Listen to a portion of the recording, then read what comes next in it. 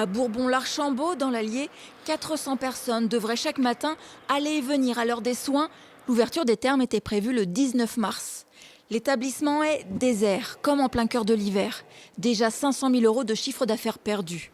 Pour sauver le reste de la saison, la direction a prévu d'innover dès que le démarrage sera possible. On va ouvrir l'après-midi, le soir, à partir de mi-août jusqu'à fin novembre.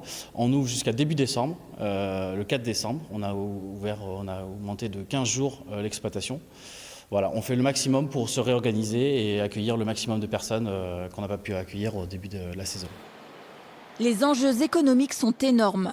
À Châtel-Guyon, par exemple, dans le Puy-de-Dôme, les thermes du 19e siècle venaient d'être fermés pour laisser place à un nouvel espace de cure flambant neuf de 35 millions d'euros avec une ouverture prévue fin avril. Un coup dur pour France Thermes, le propriétaire.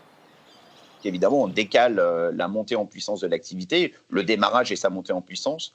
Et pour nous, ce sont des impacts financiers extrêmement lourds.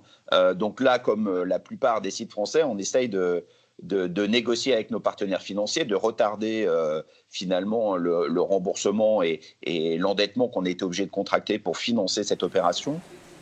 Le thermalisme en Auvergne-Rhône-Alpes génère en temps normal 100 millions d'euros de chiffre d'affaires par an, mais aussi 275 millions d'euros de retombées économiques. Il ne faut pas penser qu'à l'établissement thermal, il faut penser également aux hébergeurs, il faut penser aux prestataires d'activité, il faut penser aux restaurateurs. Et finalement, tout l'écosystème bâti autour de l'activité thermale est en train de s'écrouler. L'espoir, c'est que le thermalisme puisse redémarrer début juillet.